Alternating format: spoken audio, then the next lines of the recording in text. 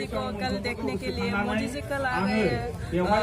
हमारे जो बोडो लोगों की समस्याएं था उसको बोडो की ट्रैक रिकॉर्ड के जरिए मोदी जी पूरा करने जा रहे हैं और इसलिए हम आज मोदी जी को वेलकम करते हुए बाइक रैली भी ले रही है और हम बहुत खुश हैं और एक्साइटेड है मोदी को देखने के लिए। एक जगह पे कितना इकट्ठा हो लोगों का जो भीड़ होगा? शायद बोडो लोग तो बहुत सारा एक्साइटेड है और जब से थार्ड रिकॉर्ड हुआ है तब से बोडो लोगों ने जो जश्न मना रहे हैं उसको देखते हुए हमें लगता है कि कल 10 लाख से भी ज्यादा होगा शायद। Thank you. दिनै क'क्राझार जिल्ला दुलाराय बर' फरायसा आफाद एनडिबि प्रग्रेसिभ आरो people joint action committee for Bodoland movement जुथाइ सोमावसारग्रा आफादा गाबोन जिहेतु भारतनि गाहाय मन्त्रि नरेन्द्र मोदिया जे भिक्टरि सेरेमनियाव बिथाङा बाहागो लाफैगोन बेजों लोब्बा लाखिनानै जे बिथाङा जिहेतु दाखालि थांनाय 27 अक्ट'खालि बिटिआर भारत सरकार आसाम सरकार आरो सोमावसारग्रा ग्रुपनि गेजेरावहाय थामथि खोलोबनि बड'लेण्ड टेरिटरियेल रिजियन बेखौ दाफुंनानै होबाय। बिनि थाखाय स्पेसियेलि मोनसे माने साबायखर बावनाय हाबाफारि दिनैहाय लानाय जादों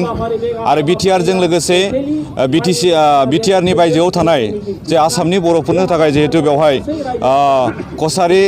अट'नमास वेलफेयार काउन्सिलखौ दानानै होनाय जादों। बिनि थाखाय जों दिनैहाय क'क्राझार जिल्लानि सिङावहाय थानाय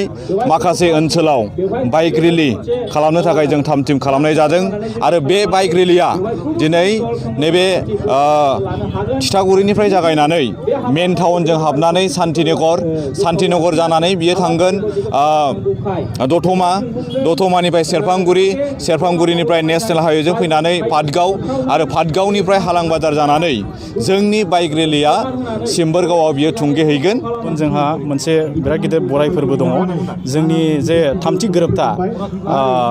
बड'लेण्ड टेरिटरियेल रिजन बे गोरोबथाखौ जोङो बरायनानै दिनैनि बाइक रेलिखौ लानाय जादों। बेजों जोङो गोरोबथाजों लोगोसे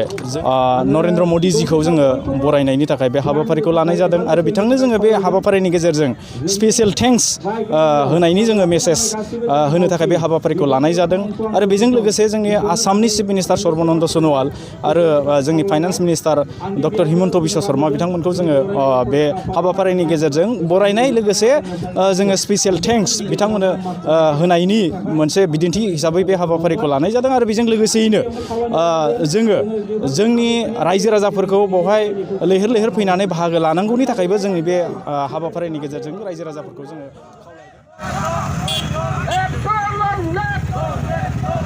NBnN जिंदाबाद